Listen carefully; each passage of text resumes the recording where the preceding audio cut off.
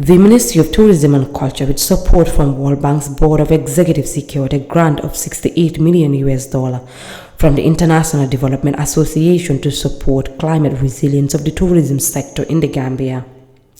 The project aims to improve the diversification and resilience of the Gambian tourism sector by strengthening institutional and policy framework, improving capabilities and access to finance for tourism-related SMEs, and building resilience through strengthening sustainable coastal infrastructure and rehabilitation of existing tourism sites. Speaking at the launching ceremony on Tuesday, the Minister of Tourism and Culture, Ahmad Nkeba, highlights some of the benefits the project will bring to the tourism sector. The Tourism Diversification and Resilience Project shall support the tourism sector, diversify the products, offer true sites and destinations enhancement. The project shall improve the marketing and branding of Destination Gambia through capacity building of key institutions to take informed policy decisions based on timely and update data.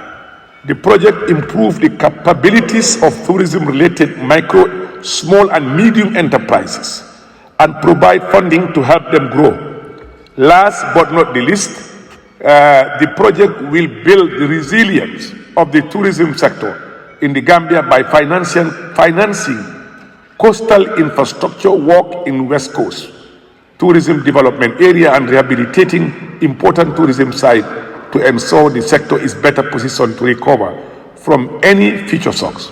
Mr. Bass says the core component of the project will be implemented by using the targeted approach that integrates gender actions as well as climate mitigation and adoption approaches.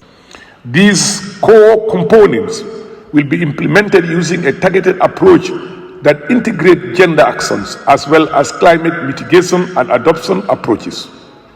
Throughout project implementation, we will ensure that the best global practice in these areas are harnessed using firms with track records to achieve the desired objectives. It is important to reflect on the infrastructure component at this point and reiterate that the biggest share of the grant portfolio, amounting to $50 million, will be spent on infrastructure works. This design is to ensure that the tourism sector physical assets are protected from further damage as a result of climate change.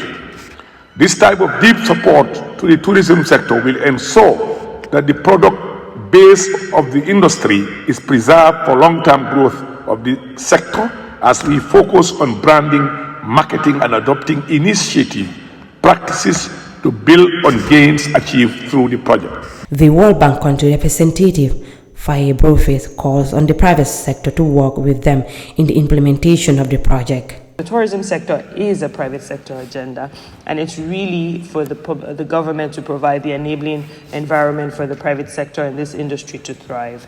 So we want to thank them for their input and their support in the design of the project, and we want to ask them and reiterate that you join us on implementing this project, because it won't be successful if the private sector is not supported.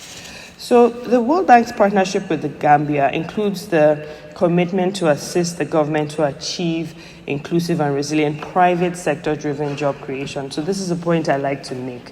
The jobs of the future are not going to come from the public sector. They are coming from the private sector. And so we want to really work to support this in this particular sector in this project. And at the same time, we also are committed to working with the government to manage the effects of climate change.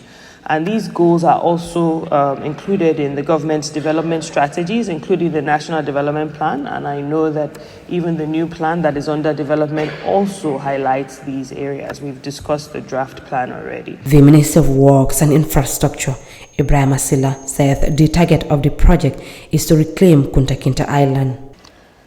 One prime target of this project is to reclaim Jufre Island or Kunta Kinte Island from the destructive sea waves and to rehabilitate its critical infrastructure that is fit for purpose and one that stands the test of time. The Ministry of Transport, Works and Infrastructure would like to thank most profoundly the Ministry of Tourism and Culture for being considerate and magnanimous enough to use us as partners for the implementation of some of the critical components of this project. The Permanent Secretary at the Ministry of Environment, Ibrahim Jawara, says most of the tourism infrastructure currently located along the coast of western part of the country are facing high risks of destruction.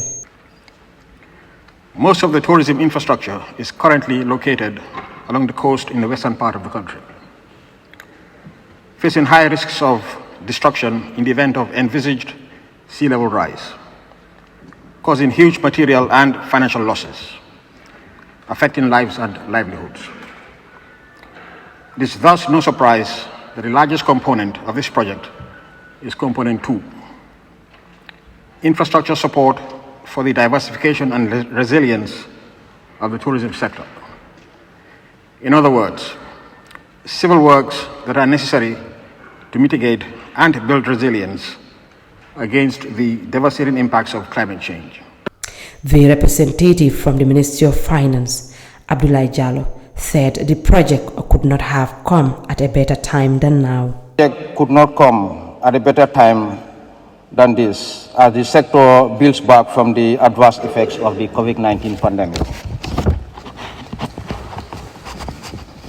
The COVID-19 pandemic has adversely affected global tourism, and the World Tourism and Travel estimates that the contribution of tourism to GDP will decline from 14.8% in 2019 to about 7% in 2021.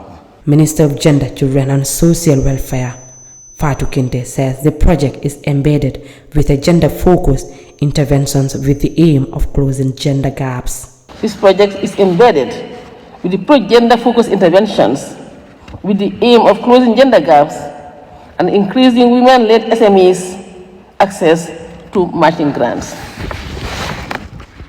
The chairperson, ladies and gentlemen,